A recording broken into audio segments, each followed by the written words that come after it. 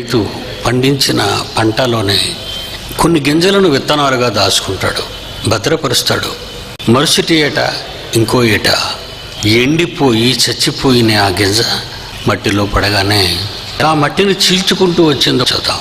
కొరింథీయులకు రాసిన మొదటి పత్రిక 15వ అధ్యాయం 35వ వచనం నుండి, మృతులు ఎలాగో లేతురు, వారు ఎలాంటి శరీరంతో వస్తారు?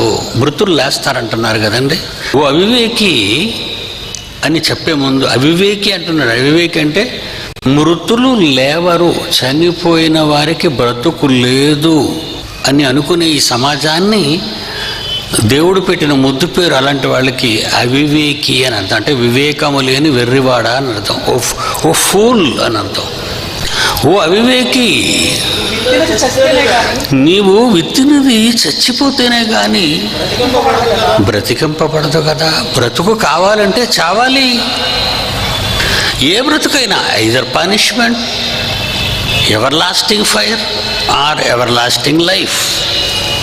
నిత్య జీవమా, నిత్య నరకమా, ఏది కావాలన్నా నువ్వు చావాలి.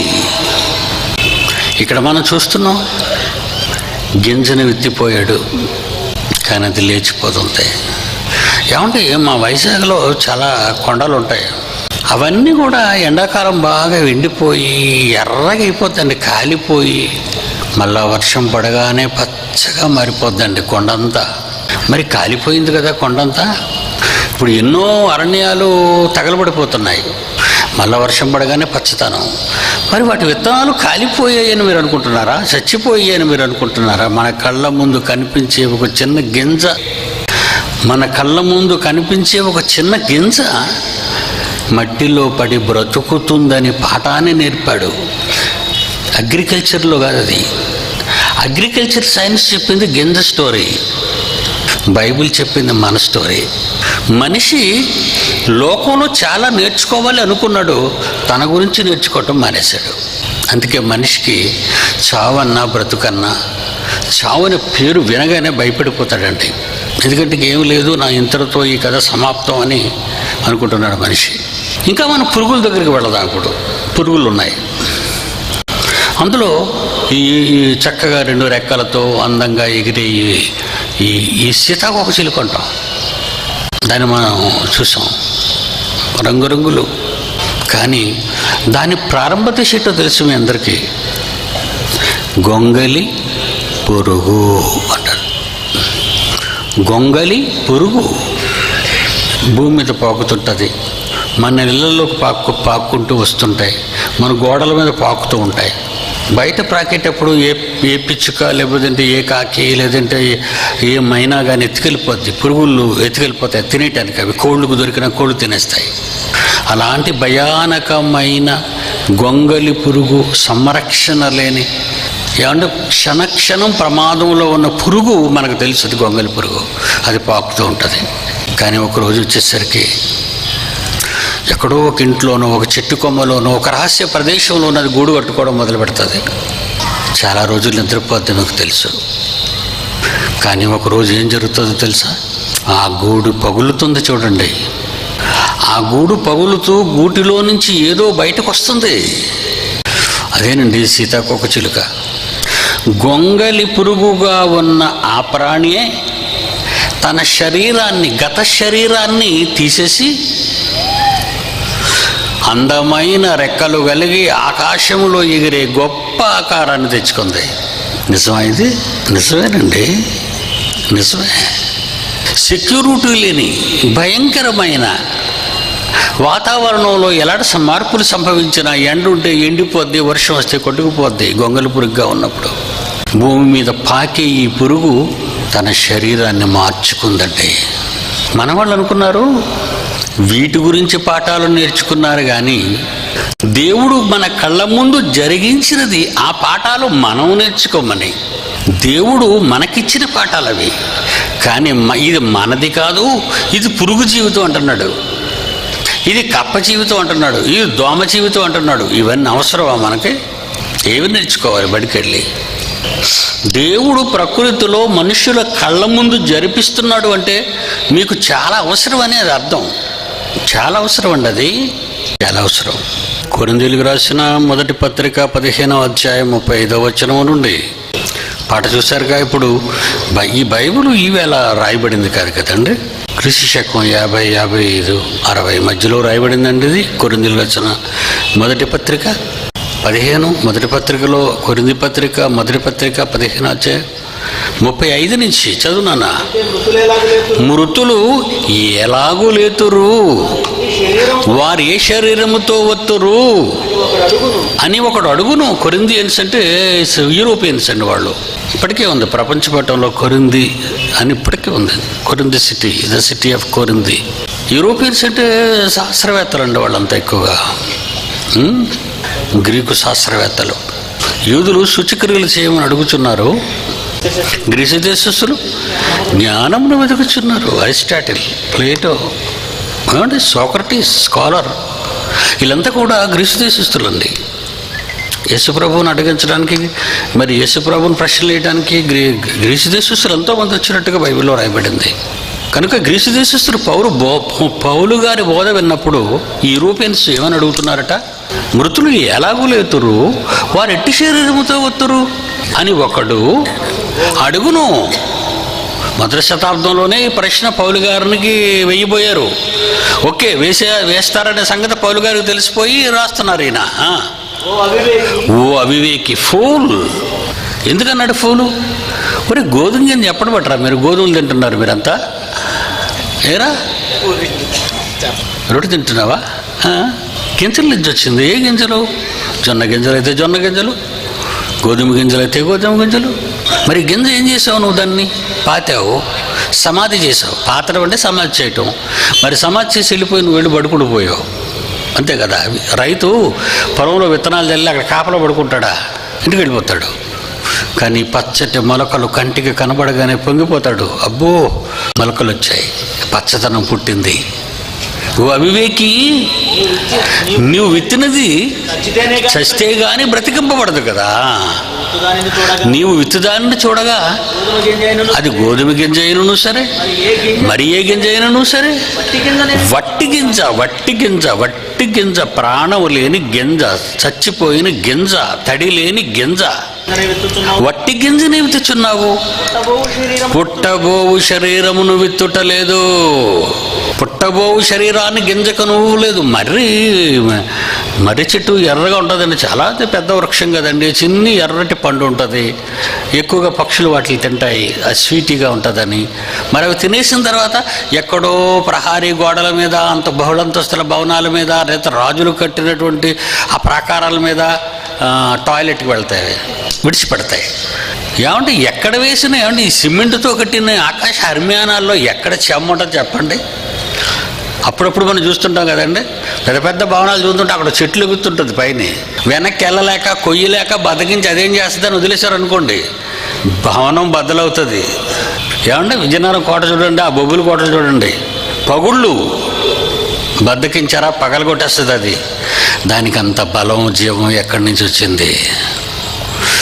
జీవం ప్రకృతిలో భద్రపరచబడింది. మనిషి కొరకు సృష్టించిన ప్రకృతి అహర్నిశలు మనిషికి సేవ చేస్తూనే ఉంది. ఈ ప్రకృతిలో జీవం ఉంది. అంగారగ్రహంలో ఛాయలు కనబడుతున్నాయన్నారు యూరోపియన్ వాళ్ళు, నాసా వాళ్ళు. అంగారగ్రహాన్ని వాళ్ళు ఫోటో తీసిన తర్వాత వీళ్ళు పంపిన శాటిలైట్ ఫోటోలు తీసి పంపించింది, దగ్గరగా తీసిన ఫోటోలు పంపించగానే నీటి చారలు కనబడ్డాయట. హ్యాపీ అయిపోతున్నారు, చప్పట్లు కొట్టేస్తున్నారు ఎర్రోళ్ళగా.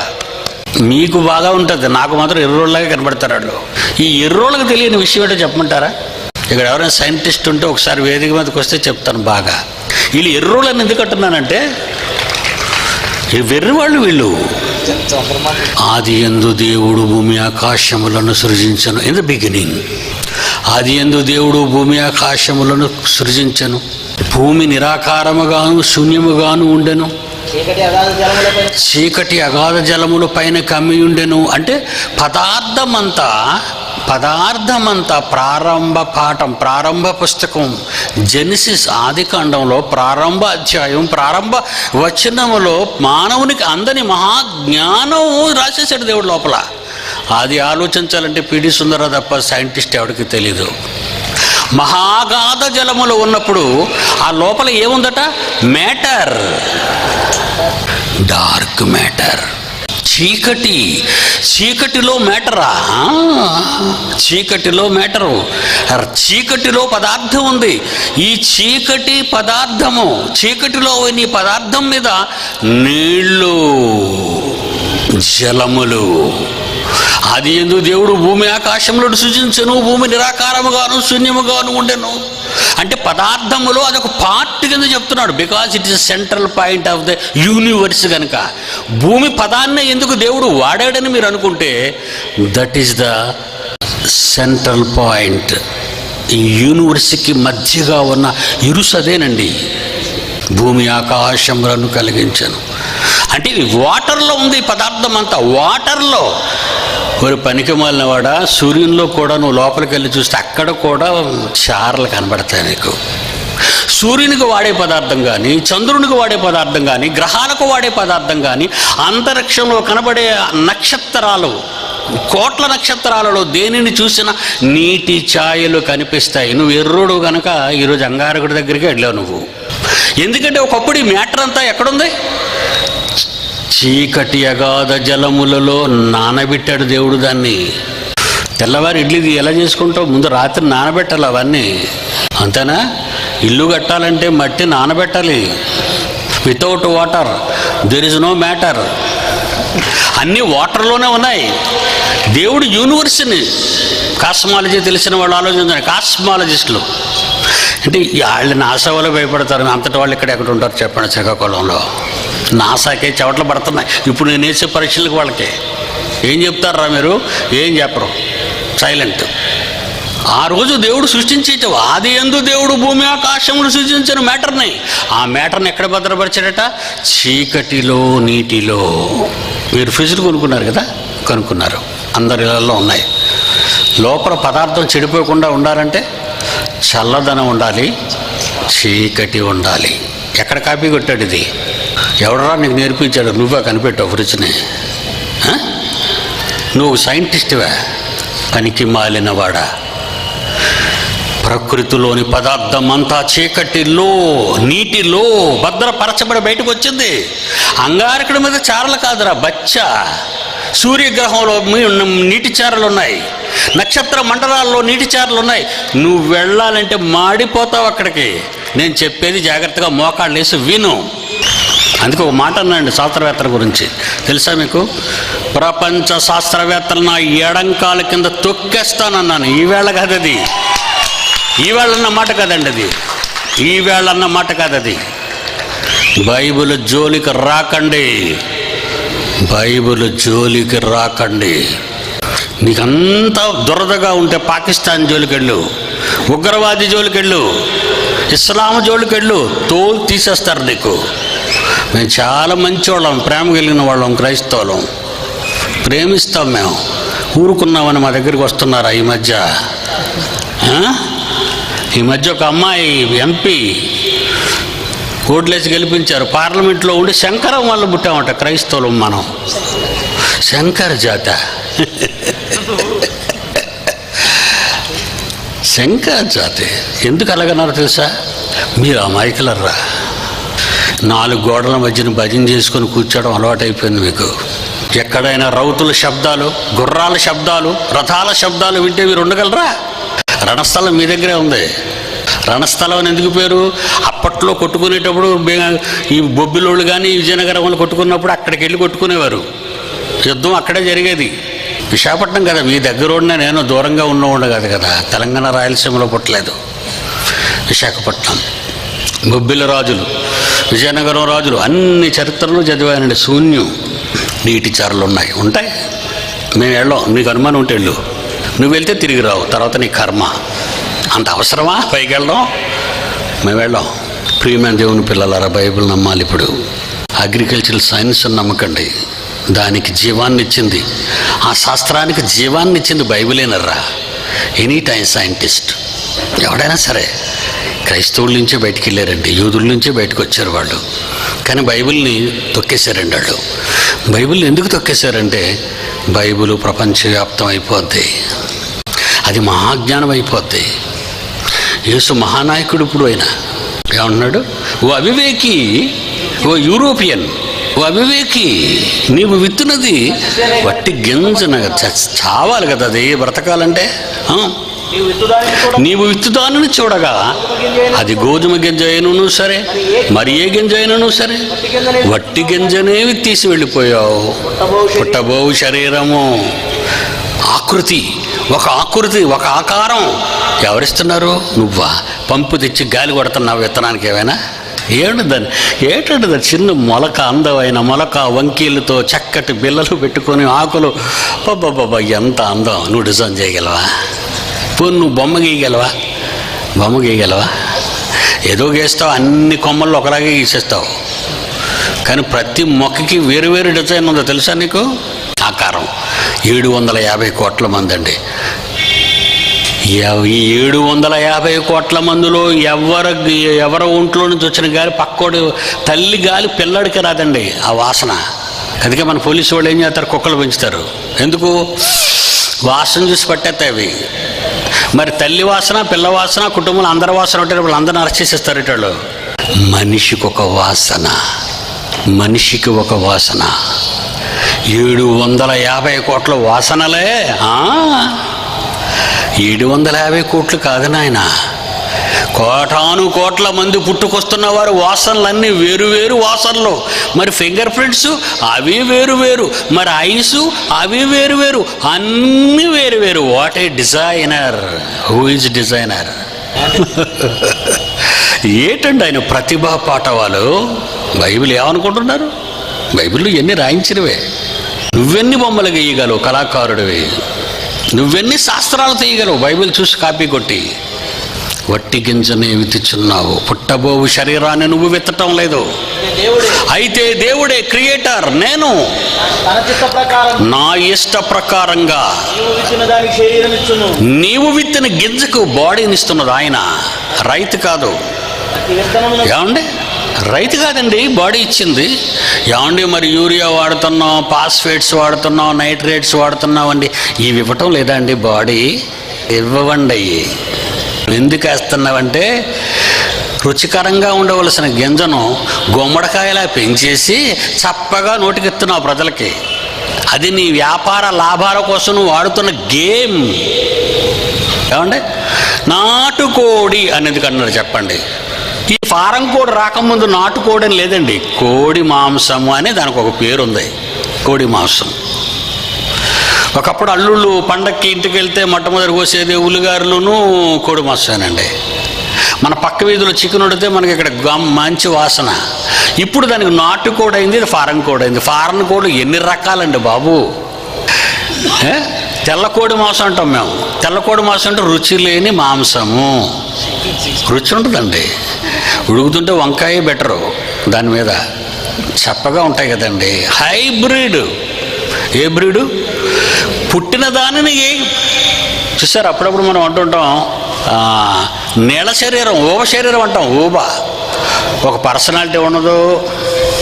ఏమంటే ఊబ శరీరం వల్ల ఎలాగుంటారండి? ఒక గ్లామర్ ఉండదు, ఒక పర్సనాలిటీ ఉండదు. చూడడానికే మనం ఆశ్రయించుకుంటాం క్వింటాల్ బ్యాగులాగా. హైబ్రిడ్ అంటున్నావు నువ్వు పాడు చేసేస్తున్నావు, దాన్ని కల్తీ చేసేస్తున్నావు. నీ నాలుకకు రుచికరమైన ఆహారాన్ని ఇవ్వాలని నేలలో పెట్టిన జీవాన్ని బిజినెస్గా మార్చావు. నీ నైట్రేట్స్, నీ యూరియాస్, నీ ఫాస్ఫేట్స్. కొంతకాలానికి నేల పండడం మానేస్తుంది, చౌడు నేలగా మారబోతుంది. ఇది వాళ్ళు చెప్పిన మాటలే, శాస్త్రవేత్తలు చెప్పిన మాటలే. దేవుడిచ్చిన సారానికి నువ్వేదో ఎక్స్ట్రా సారం ఎందుకు వేసావు తెలుసా? కోల్డ్ స్టోరేజ్లు కట్టించేస్తున్నారు. మీకు ఎందుకో తెలుసా? దాచి ప్రజలకు భద్రంగా పెట్టడానికి కాదు. తల్లి అంటే పిల్లలకు దాచి పెడుతుంది, కానీ వ్యాపారస్తులు కోల్డ్ స్టోరేజ్లు ఎందుకు కట్టుకున్నారో తెలుసా మీకు? బాగా పండినప్పుడు ఈ కోల్డ్ స్టోరేజ్లో మిరపకాయలు, కందిపప్పు, పెసరపప్పు, శనగపప్పు అన్నీ దాచేసి వాటికి కరువు రాగానే మార్కెట్లోకి పంపిస్తారు. అందుకే కేజీ కందిపప్పు 120కి అమ్మారు. కల్తీ ఆహారం, కల్తీ నీళ్లు, కల్తీ అన్నీ కల్తీ, మనుషులు కల్తీ. సారాన్ని పోగొడుతున్నారు. నీ విత్తున దానికి శరీరాన్ని, మంచి శరీరాన్ని ఇచ్చేది దేవుడు. మంచి శరీరాన్ని ఇచ్చాడు. నా చిన్నప్పుడు వంకాయ కూర తినాలంటే ఎంత టేస్టీగా ఉండేదండి వంకాయ. అందులో ముళ్ళు వంకాయ అంటే ఇంకా టేస్టీగా ఉంటుందండి. మాంసం కూర వాసన అండి అది. అప్పటికి ఎరువులు లేవండి, యూరియా ఇంకా అప్పుడు పుట్టలేదండి, మన ఇండియాకి ఇంకా దిగుమతి కాలేదండి. సింధూరియ ఎరువుల కర్మాగారంలో చిన్నప్పుడు నేను చదువుకునేటప్పుడు అక్కడ యూరియా తయారయ్యేదండి. బీహార్లో ఉన్న సింధూరియ ఎరువుల కర్మాగారం. అది ప్రపంచానికి సరిపోతే మన ఇండియాకే కావాల్సినంత యూరియా ఇచ్చేది కదండి అది.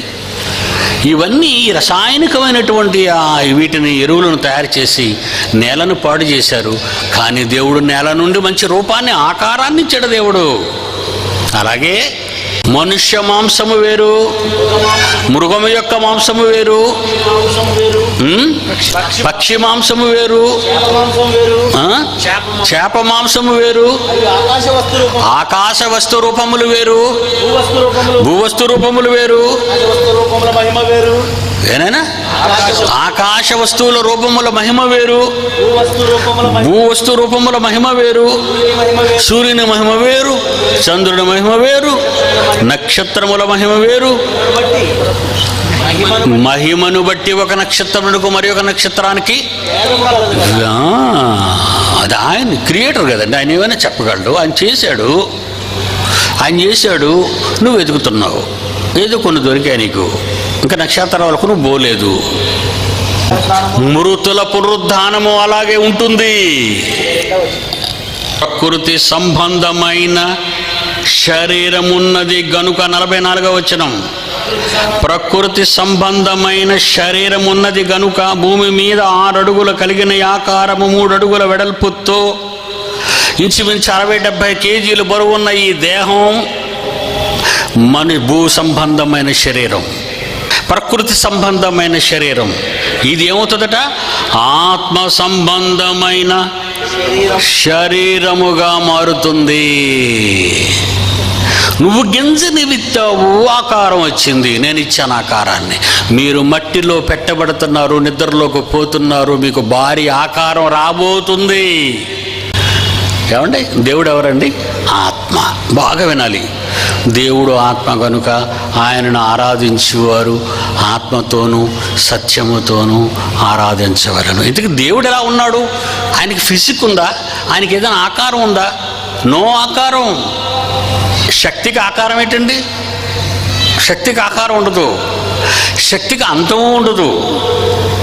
శక్తికి ఆకారము లేదు, శక్తికి అంతము లేదు.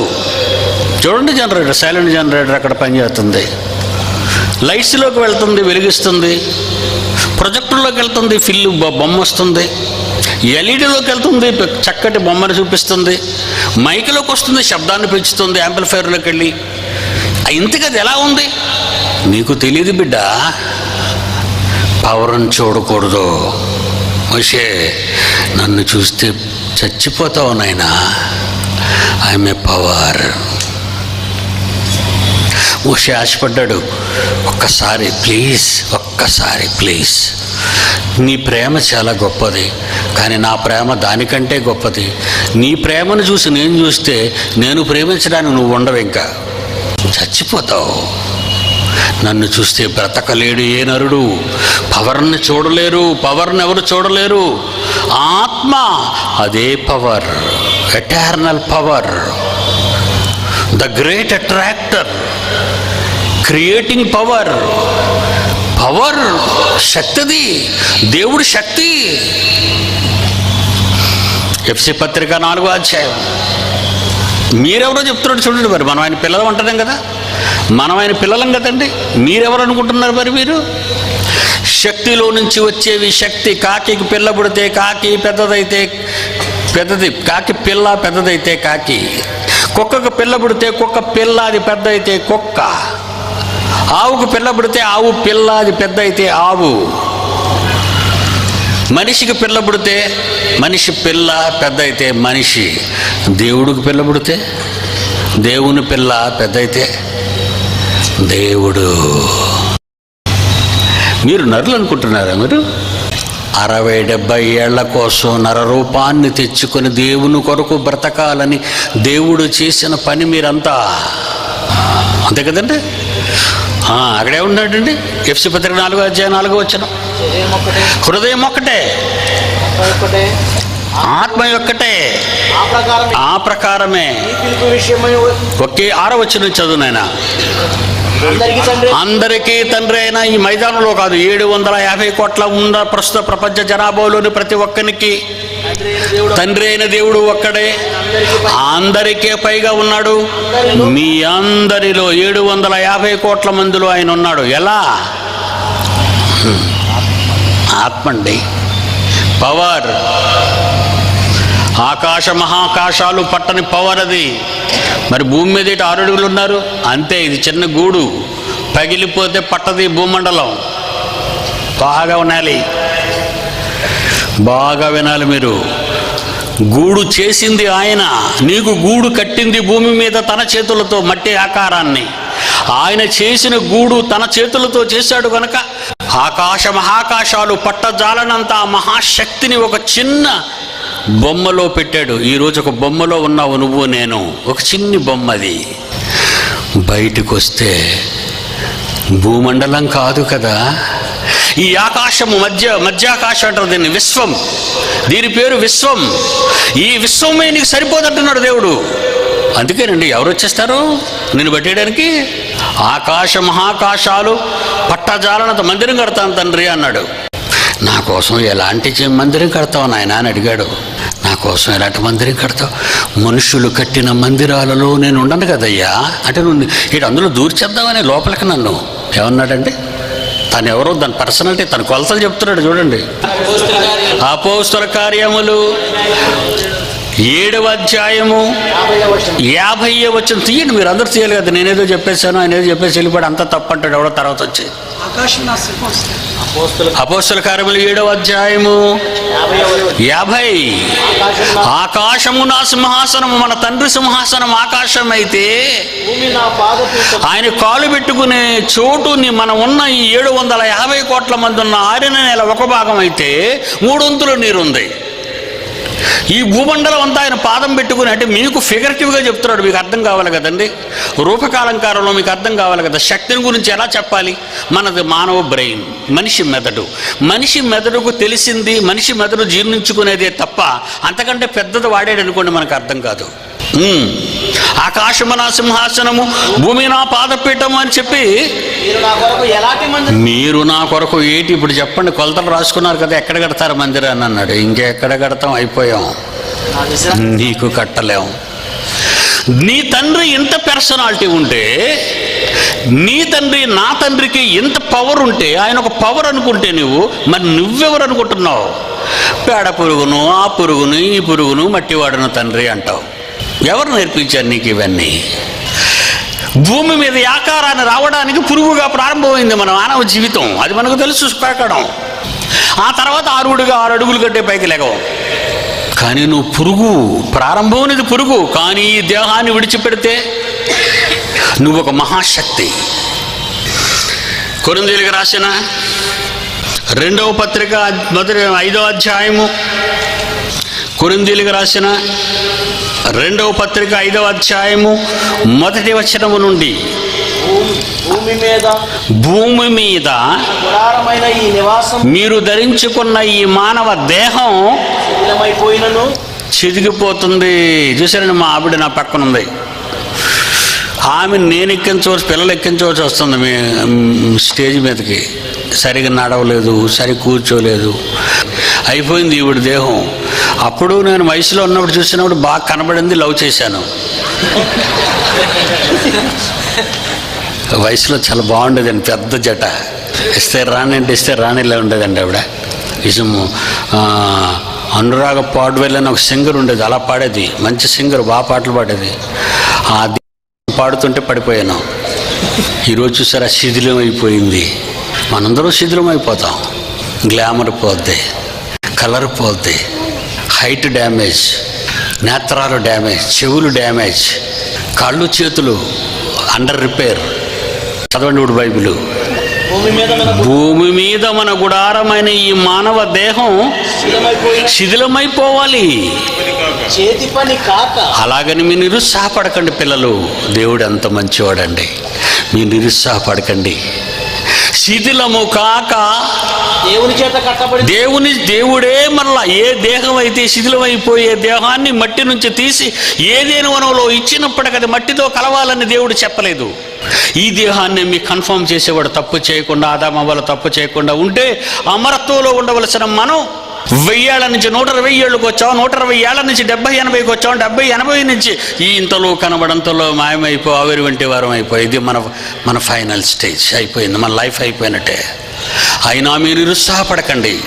మీ ఆది తల్లిదండ్రులు పొరపాటు చేయటం వల్ల ఇదంతా మీకు సంభవించింది. కానీ భూమి మీద మీరు ఇప్పుడు పుట్టిన ఈ చిన్న జీవితంలో మీరు చూస్తున్న విత్తనాలని, మీరు చూస్తున్న పాకుతున్న పురుగుల్ని చూసి వాటికి మరొక జీవితం ఉందని మీరు ప్రతిరోజు చూడాలి, ఆలోచించాలి. మీకు కూడా ఏదేను వనంలో మీకు ఎలాంటి దేహాన్ని ఇవ్వాలని అనుకున్నానో ఆ దేహాన్ని మీకు ఇచ్చాను. ఏదేను వనంలో అమరత్వంలో ఉన్నారు. ఆ రోజు మీకు చావు లేదు, ఆకలి దప్పులు లేవు, పాపము లేదు. కానీ నా ఆలోచన అంతా దెబ్బతీశారు మీరు. దుష్టుడు చెప్పిన మాట వింది అవ్వ, ఆదామును పడద్రోసింది. కనుక మీరు బాధపడకండి. మరొకటి ఉంది, చేతి పని కాక దేవుని అది కూడా దేవుడే కట్టాడట. ఈ మొదటి దేహాన్ని మట్టిలోంచి తీసింది దేవుడే. భూమి మీద ఈ దేహాన్ని దేవుని కొరకు నువ్వు సమర్పిస్తే నీ మరొక దేహం తయారవుతుంది. వండర్ఫుల్ అండి. Hats up to the Bible. భూమి మీద ఉన్న ఈ దేహం నేను చదువుకున్నారు. దేవుని కొరకు నువ్వు ప్రాణాలు ఇస్తావా? భూమి మీద నీ కోసం బ్రతికితే నువ్వు చస్తావు, నా కోసం బ్రతికితే బ్రతుకుతావు అన్నాడు. నేను చదువుకున్నాం మనం. ఇప్పుడేమంటున్నాడు? భూమి మీద మీ దేహమును ఏ దేవుడైతే చేశాడో ఆ శాపం వచ్చిన తర్వాత శిథిలమైపోతున్న ఈ దేహాన్ని మరలా మీకు ఉంచడు ఆయన. అప్పుడు ఆయన ఏం చేస్తాడట? చేతి పని కాక. ఏ చేతి పని? మానవ చేతి పని కాక, మనుష్యుల జ్ఞానంతో కట్టింది కాక. మనుషుడి జ్ఞానంతో ఒక కవచాన్ని తయారు చేశాడు. చంద్రమండలం మీద ఒక సూట్ వేసుకోవాలి. ఆ సూట్ వేసుకోకపోతే చంద్రమండలం మీద మనిషి బతకలేడు. మరి సూర్యుని దగ్గరికి వెళ్తే ఇంకొక సూట్ వేసుకోవాలా? మరి గాలిలోకి అంతరిక్షంలోకి వెళితే మరొక సూట్ వేసుకోవాలి. ఆ సూట్లో ఉండాలంతే. ఆ సూట్ ఏమైనా డ్యామేజ్ అయిందా నువ్వు అక్కడే పోతావు. కానీ మనుష్యులు చేసే సూటు లాంటి సూటు మీకు నేను కట్టడం లేదు. చేతి పని కాక మానవుడు చేతితో నిర్మించిన ఆధునిక శాస్త్రము, సాంకేతికం ఏదేదో చెప్పుకుంటున్న ప్రగతి పదం అదంతా బూటకం. వాటిని నమ్మకండి. నేనే కడుతున్నాను మరొక దేహాన్ని. నేను కట్టిన ఆ దేహాన్ని మీరు పాడు చేసుకున్నారు. అయినా నేను మరలా జాలి పడుతున్నాను. ఈసారి అందరికీ కట్టను. భూమి మీద దేహం ఇచ్చిన ఎవరైతే నా కొరకు చివరి శ్వాస వరకు బ్రతుకుతారో వాళ్ళ కోసమే ఈ దేహాన్ని మరలా నేను కడుతున్నాను. చేతి పని కాక దేవుని చేత కట్టబడినది నిత్యం, ఎవర్ లాస్టింగ్, నిత్యము. దానికి చావు లేదు, ముసలితనము లేదు, ఆకలి దప్పులు లేవు. అలాంటి దేహాన్ని నేను కడుతున్నాను. పరలోకమందు మన కోసం ఉన్నది. ఎరగండి, ఇప్పటికైనా తెలుసుకోండి. మీకు ఉంది ఒక సూటు. మనము దిగంబరులము కాదు, మనము దిగంబరులము కాదు, వస్త్రము ధరించుకున్న వాళ్ళుగా ఈ భూమి మీద ఇలాంటి సూట్లు వేసుకొని ఈ రోజు నువ్వు ఎంత గ్లామరస్గా ఉన్నావో, ఈ రోజు నీ బట్టల్లో నువ్వు ఎంత గ్లామరస్గా ఉన్నావో, యవ్వనంలో ఉన్నప్పుడు స్వీట్ 16 అని చెప్పుకునే నీవు పరలోకంలో ఎప్పుడు నువ్వు ఆ 16 స్వీట్ లాగే కనబడతావు. కాబట్టి పరలోకము నుండి వచ్చు మన నివాసం ఆ దేహము, దేవుడు కట్టిన ఆ దేహాన్ని దీనిపైన ధరించుకొన అపేక్షించుచున్నాము. దీనిలో మూలుగుతున్నప్పుడు ఈ శరీరంలో మూలుగుతున్నాం. కష్టాలు, కన్నీళ్లు, రోగాలు, బాధలు, ఆకలి, దప్పిక. ఈ శరీరములో దేవుని కొరకు నువ్వు మూలుగుతూ బ్రతికితే మర్త్యమైనది జీవము చేత మట్టిలో కలిసిపోయే ఈ దేహం మట్టిలో కలిసిపోతుంది. అమర్చత కలిగిన ఆ దేహం, నాశనము లేని అక్షయమైన శరీరం అంటాడు. అందుకే దాన్ని ఆ నివాసమును దీనిపైన ధరించుకొనగోరుచున్నాము. వెయిట్ చేస్తున్నారా మీరు? దానికోసం ఎదురు చూస్తున్నారా? దానికోసం మీరు ఎప్పుడు ఈ దేహం కోసం ఆలోచిస్తున్నారు? నిజం చెప్పండి. మీరు తండ్రి బాగా తిన్నాం, రాత్రి పడుకుంటాం, మీ దూతలను కాపలా పెట్టు, మేము గుర్రు పెట్టి పడుకుంటాం. ఈ దేహంలో ఏ పని చెయ్యవు దేవుడి కోసం. దూతల పంపాలని దగ్గరికి వద్దర్రా. ఈ దేహం కోసం ఏమి తినాలి, ఏమి త్రాగాలి, ఏమి ధరించుకోవాలి అని ఒకడు, రేపేమి జరుగుతుందో తెలియదు కనుక తిందము, తాగుదము, తిరుగుదామని మరొకడు, పబ్బులని, క్లబ్బులని, డేటింగ్ అని, సెటిల్మెంట్ మ్యారేజ్లని, అడ్జస్ట్మెంట్ మ్యారేజ్లని, అగ్రిమెంట్ మ్యారేజ్లని, విధవ దేహంలో ఉన్న తుచ్చమైన కోరికలను తీర్చుకోవడానికి ఈరోజు మానవుడు హర్రులు చేస్తున్నాడు. అమెరికన్, ఒక యూరోపియన్, పాశ్చాత్య దేశాలు ఈ కంపు నాగరికతకు చిక్కడిపోయండి. వాడికి దేవుడు లేడు, ఇదే దేహం, ఇదే సుఖం అనుకుంటున్నాడు వాడు. ప్రకృతి విలయ తాండవం మొదలైంది. దేవుని మరణ గంటలు మురుగుతున్నాయి. చెన్నై పట్టణంలో ఏం మాట్లాడతారు డాడీ అన్నారు. నేను ఈ క్లిప్ ఇచ్చింది ఆయనకి 1 month బ్యాక్ ఇచ్చాను. చెన్నైలో మీరేం మాట్లాడుతున్నారు డాడీ, మీరేం మాట్లాడబోతున్నారు? సరికొత్త సబ్జెక్ట్ మీ చెన్నైలో ఫస్ట్ టైం, మొదటిసారి నేను చెన్నైకి వెళ్తున్నాను. ఇప్పుడు నేను రాసిన తరువాత తమిళనాడును చుట్టుముట్టింది ప్రకృతి.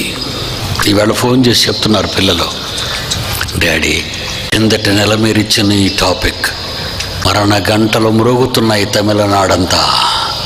నేనేం చెప్పానో తెలుసండి, 3 రోజుల క్రితం తమిళనాడును దాటి వెళ్ళిపోతుంది, మీరు వర్రీ కావద్దన్నాను. తమిళనాడును దాటిపోతున్నాయి. అది నిన్నటి నుంచి ఆరంభమైంది, మొన్న రాత్రి నుంచి. అందుకే మంచు, మీకు విపరీతమైన మంచు. గత 3 రోజులు, గత 2 రోజులు కూడా మేఘాలు ఉండటం వల్ల మంచు మీ మీద పడలేదు. నిన్నటి నుంచి మంచు తీవ్రస్థాయికి ఎందుకు వచ్చిందో తెలుసా? మేఘాలు వెళ్ళిపోతున్నాయి, ఆకాశం క్లియర్ అయిపోయింది. ఆకాశం నుండి ఇప్పుడు మంచు పడుతుంది మీ మీద. మన చేతిలో ఉందండి ప్రకృతి. తెచ్చుకోగలవా? నీ చేతికి తెచ్చుకోవాలి. తెచ్చుకుంటావా? ఎలా తెచ్చుకోవాలో నేను నేర్పిస్తాను నీకు. సూర్యుడు అను వయ్యాలోన్లో ఆగిపో. ఎవరు? మనలాంటి వాడే, మనలాంటి వాడు. యెహోషువ వీరుడు, యుద్ధాన్ని చేస్తున్నాడు దేవుని ప్రజల కోసం. మోషే నాయకత్వంలో చంద్రుడా అని వయ్యాలోయలో నిలిచిపో. 24 hours ప్రకృతి చక్రం గలగల గలగల తిరిగి మాట వినగానే టక్కన ఆగిపోయింది ప్రకృతి చక్రం. నేను వెళుతున్నాను కనుక ఇక తమిళనాడు క్లారిటీ కావాలి. ఫ్లైట్స్ దిగటం లేదు. నా ఫ్లైట్ టికెట్స్ కన్ఫర్మ్ అయిపోయి ఎప్పుడు కిందటి నెల. ఇప్పుడు విమానాలు లేవు, అవి లేవు అంటున్నారు. మీరేం వర్రీ కాకండి, మన విమానం మీద మేమే దిగుతాం మీ మీటింగ్లకి. క్లైమేట్ టోటల్ కంట్రోల్ అవుతుంది, మీరు వర్రీ కాకండి. దేశంలో ఉన్న రాష్ట్రాలన్నీ పాపం ఎన్నెన్నో సహాయాలు చేస్తున్నారు తమిళనాడుకి. ఇన్ని కోట్ల రూపాయలు అన్ని రాష్ట్రాల వాళ్ళు ఎత్తివ్వనవసరం లేదు. ప్రధానమంత్రి నిధి నుండి రావాల్సిన లేదు. ఇక్కడున్న ముఖ్యమంత్రి నిధి నుంచి కొంత పోనవసరం లేదు. దైవజనుడంటూ ఒకడు ఉంటే అతన్ని బట్టి ఆ ప్రాంతాన్ని, పట్టణాన్ని కాపాడుతాడు దేవుడు. అది ఈరోజు కరువు అయిందండి. ఈరోజు కరువు అయింది.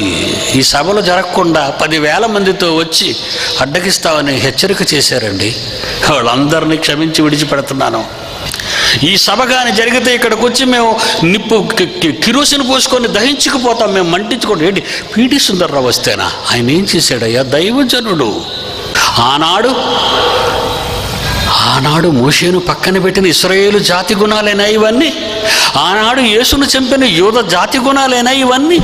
ఆనాడు పౌలును, ఆనాడు స్టెఫెన్ని, పద్మాసు దీపంలో అపోస్తలుడని యోహాన్ని. ఏంటండి మన వాళ్ళు ఇలా మారిపోతున్నారు? వాళ్ళకి నేను చేసిన అన్యాయం ఏమిటండి? వీరోచితంగా నిలబడవలసిన క్రైస్తవుడు, భూమిని తలక్రిందులు చేయవలసిన క్రైస్తవుడు, ప్రకృతి చక్రాన్ని చేతిలో పెట్టుకోవలసిన క్రైస్తవుడు ఎందుకండి ఎంత దారుణంగా ప్రవర్తిస్తున్నాడు? దేవుని పిల్లలారా, మీరెవరనుకుంటున్నారు? సూపర్ పవర్స్ మీరంతా. ఆయన చేసిన బొమ్మ గనుక ఆ పవర్ని, మీ శక్తిని, ఆత్మను మీలో బంధించగలిగింది ఈ శరీరం, ఈ దేహాన్ని. అందుకే ఎవడు చేయలేడు.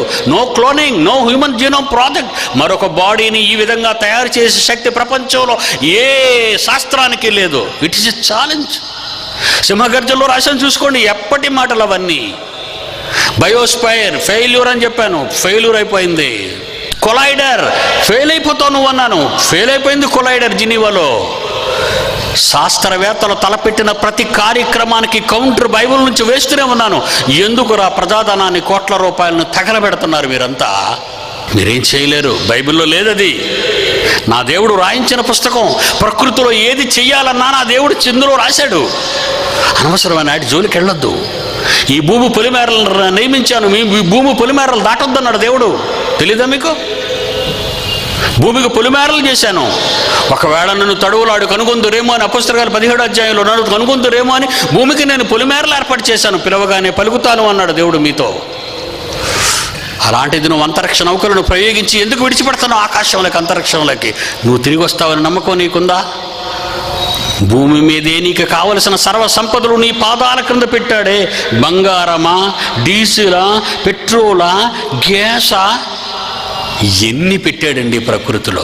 మరలా ఏదో లోకంలో ఏదో ఉందని ఎందుకురా భ్రమసిపోతున్నావు? ఎండమావుల కోసం దుప్పి ఆశపడినట్లు ఎడారిలో పరిగెడుతుంది మానవ జాతి శాస్త్ర ముసుగులో.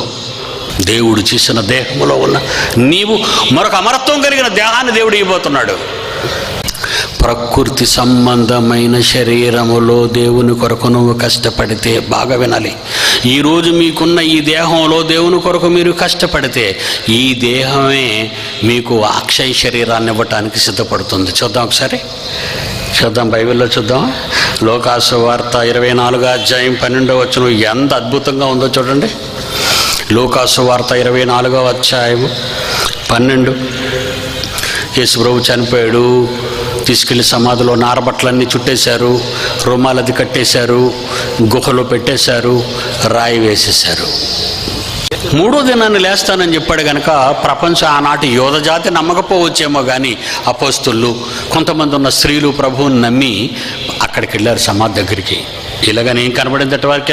లోక 24:12లో పేతురు లేచి సమాధి ఎద్దుకు పరిగెత్తుకొని పోయి తొంగి చూడగా నారబట్టలు మాత్రము విడిగా కనబడెను, అందులో దేహము లేదా? బాగా ఇక్కడ ఆలోచించండి. దేహమేది? అది మట్టి దేహం కదా, కుళ్ళిపోవాలి, పురుగులు పట్టాలి. 3 రోజులకి కుళ్ళిపోద్ది, ఉబ్బిపోయి కుళ్ళిపోద్ది. ఇది మరి దేహం ఏమైంది అక్కడ? నీకిచ్చిన ఈ దేహం ఆయన కట్టిందే, ఈ మట్టి దేహం. ఒకరోజు మట్టితో కట్టిన ఈ దేహమే అమరత్వాన్ని ధరించుకుంటుంది అంటున్నాడు. చూడండి, తెలిసిపోతుంది మనకి. యేసుప్రభు లేడు లోపల. ఆయన ఆత్మ లేదండి అనకండి, ఆయన దేహము కూడా లేదండి ఆ లోపల. ఆయన ఆత్మ లేదని చెప్పకూడదు మీరు, ఆయన దేహం కూడా లేదు. యోహాను సువార్త 20వ అధ్యాయం 5వ వచనం 7వ వచనం, 20వ అధ్యాయం 5వ వచనం నుండి 7వ వచనం వరకు. వంగి నారబట్టలు పడియుండుట చూచెను, కానీ అతడు సమాధిలో ప్రవేశించలేదు. ఈలోగా సీమోను పేతురు గారు వెళ్ళారు లోపలికి. ప్రవేశించి నారబట్టలు పడియుండుటయు ఆయన తలరుమాలు నారబట్టల యొద్ద వేరుగా ఒక చోట ఉన్నాయి చుట్టు పెట్టి ఉండుట చూచాడు. అవన్నీ మరి బట్టలు ఉన్నాయి, శరీరం ఏది? నీవు ధరించుకున్న ఈ దేహాన్ని నీ కన్న తండ్రి కొరకు ఈ వేళ్ల నుంచి నువ్వు ఉపయోగించుకుంటేనే సమాధిలో భద్రపరచబడిన నీ దేహం అక్షయతలోనికి ప్రవేశిస్తుంది. భూమి మీద దేవుడు నీకు ఇచ్చిన ఈ చిన్న ఆయుష్కాలంలో ఈ దేహాన్ని ఆయన కొరకే నువ్వు ఖర్చు చేయాలని అనుకుంటే, ఈ చేతులు ఆయన ఇచ్చాడని, ఈ పాదాలు ఆయన ఇచ్చాడని, ఈ గొంతు ఇచ్చింది ఆయనేనని, ఈ నేత్రాలు, ఈ వినికిడి, ఈ జీవం ఈ శరీరంలో పెట్టాడే ఆయన, ఈ శరీరాన్ని నీవు ఈరోజు దేవుని కొరకు నన్ను చదువుకున్నారు కదండి. మత్తయి సువార్త 10వ అధ్యాయము 39వ వచనం చూడండి. తన ప్రాణమును భూమి మీద తన సుఖాల కోసం తన ప్రాణాన్ని ఎవరైనా వాడుకుంటే దానిని పోగొట్టుకొను, తన ప్రాణమును పోగొట్టుకుంటాడు. దాన్ని మళ్ళా చదువు, వరుస మళ్ళా చదువు. తన ప్రాణమును దక్కించుకొనివాడు దానిని భూమిలో జాగ్రత్తగా పెట్టుకోవాలనుకున్నవాడు దాన్ని పోగొట్టేసుకుంటాడు. కానీ నా నిమిత్తము ప్రాణమును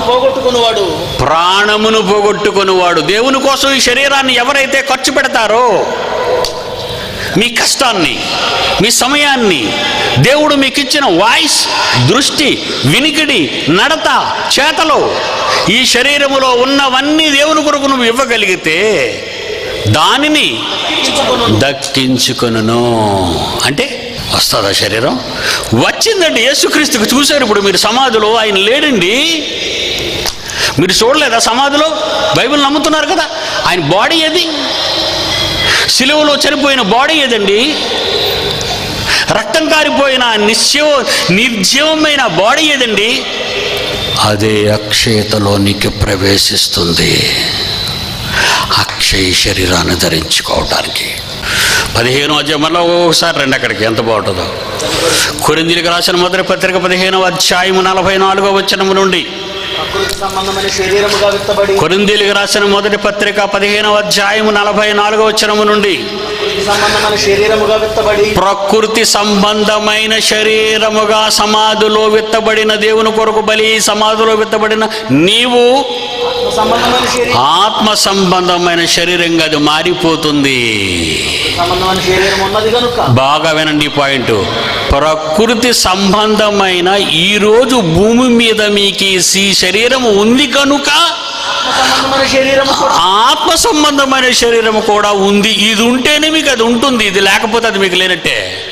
ఈ దేహాన్ని దేనికి ఇస్తున్నారు? అమ్మాయిలకా? ఈ దేహాన్ని డబ్బుకా? ఈ దేహాన్ని వ్యాపారానికా? ఈ దేహాన్ని మందుకా? ఈ దేహాన్ని కష్టానికా? ఈ దేహాన్ని సంపాదనకా? ఈ సుఖాలను అనుభవించటానికి ఒకవేళ ఈ దేహాన్ని నువ్వు ఉపయోగించుకుంటే ఈ దేహం అక్షయతను ధరించుకోదు. ఏమన్నాడు చూడండి. యోహాను సువార్త 19వ అధ్యాయం 40వ వచనం. యోహాను సువార్త 19వ అధ్యాయం 40వ వచనం. అంతటా యేసు దేహముని ఎత్తుకొని వచ్చి మా యూదులు పాతిపెట్టు మర్యాద చొప్పున సుగంధ ద్రవ్యాలన్నీ పోసి సమాధిలో పెట్టేశారు. కానీ చివరికి ఆ లోపల చూసేటప్పటికి ఏముందట? 3వ రోజుకి నారబట్టలు చుట్టి ప్రక్కన పెట్టడం చూశారు. అందులో చూడండి, ఆయన తల రుమాలు నారబట్టలు చుట్టి ప్రక్కన పెట్టారు. మరి యేసేమయ్యాడు? కట్టెతో లేచాడా? కట్టె లేకుండా లేచాడా? కట్టె లేకుండా లేస్తే కట్టె అందులో ఉండాలి, మరి దేహం లోపల లేదే. ఎందుకు లేదో చెప్పమంటారా? ఎందుకు లేదో చెప్పమంటారా? చూద్దాం ఎందుకు లేదో. 5వ వచనం, హెబ్రీయులకు రాసిన పత్రిక 10వ అధ్యాయము 5వ వచనము నుండి యేసుక్రీస్తు అన్న మాటలో, యేసుక్రీస్తు మానవ దేహముతో మనవలే లోకమందు మరియ గర్భము ద్వారా ప్రవేశించుచున్నప్పుడు ఏమని చెప్తున్నాడు యేసుక్రీస్తు అంటే, బలి అర్పణ నీవు కోరలేదు తండ్రి, నాకు ఒక శరీరమును మరియమ్మ ద్వారా అమర్చితివి. నాకు ఒక శరీరమును అమర్చితివి. ఎందుకు? ప్రజల మధ్యకు వెళ్ళాలి, ప్రజలతో మాట్లాడాలి కనుక మానవ నోరు కావాలి, మానవ కళ్ళు కావాలి, మానవ చేతులు కావాలి, మానవ ఆకారం కావాలి. నాకు ఒక శరీరమును అమర్చితివి. ఎప్పుడు? భూలోకములో ప్రవేశించినప్పుడు నాకు ఒక శరీరమును అమర్చితివి. 7వ వచనం, అప్పుడు నేను గ్రంథపు చుట్టలో నన్ను గూర్చి మట్టి శరీరముతో అమర్చబడిన శరీరముతో భూమి మీద ఏమి చేయాలో అవి అక్కడ నువ్వు రాశావు. నా గురించి నీ గ్రంథములో వ్రాయబడిన ప్రకారము ప్రభువా నీ ఇష్టము నెరవేర్చుటకు ఇదిగో నేను భూమి మీదికి వచ్చి ఉన్నాను. మీరు ఎవరి ఇష్టం నెరవేర్చడానికి వచ్చారు? మీరంతా మైదానంలో ఉన్న వాళ్ళంతా చెప్పండి. మీ పిల్లల్ని చదివించి గొప్ప చదువులు చదివించడం కోసం కాదు, మీరు గొప్ప గొప్ప వాళ్ళుగా ఐఏఎస్లు ఐపీహెచ్లు డాక్టర్లు అయిపోవాలని కాదు. కోత విస్తారముగా ఉన్నప్పుడు కోతవారు కావాలని కోరుకోమన్నాడు 2000 years బ్యాక్ మీరు నమ్ముకున్న యేసు.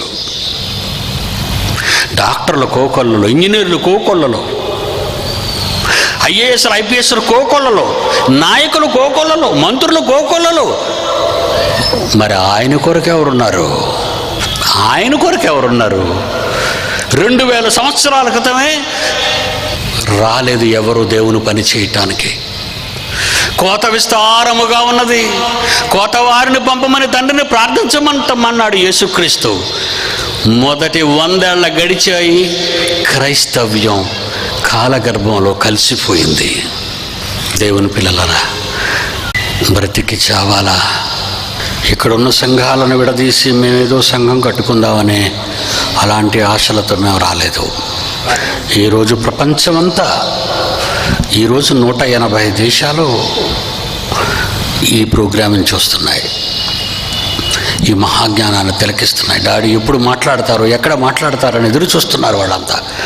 అవన్నీ వాళ్ళంతా మా సంఘస్థులను, మా సంఘంలోని సభ్యులను మేమేం చెప్పుకోవటం లేదు. మా పిల్లలు, దేవుని పిల్లలు వాళ్ళంతా. దేవుని కొరకు వాడు బ్రతకాలి. మీరంతా దేవుని కొరకు బ్రతకాలి. మీరు మీ సంఘాల్లోనే ఉండండి, కానీ మీరు నామకార్థ క్రైస్తవులుగా మాత్రం ఉండకండి. దేవుని కొరకు పనిచేసి దేవుడిచ్చిన ఈ దేహాన్ని దేవుని కొరకు ఇవ్వాలి అని బ్రతికి, మీరు చనిపోయిన తర్వాత బ్రతకాలని, నిత్య జీవం కొరకు ఉండాలని మిమ్మల్ని మనసా వాచా నేను కోరుకుంటూ మీ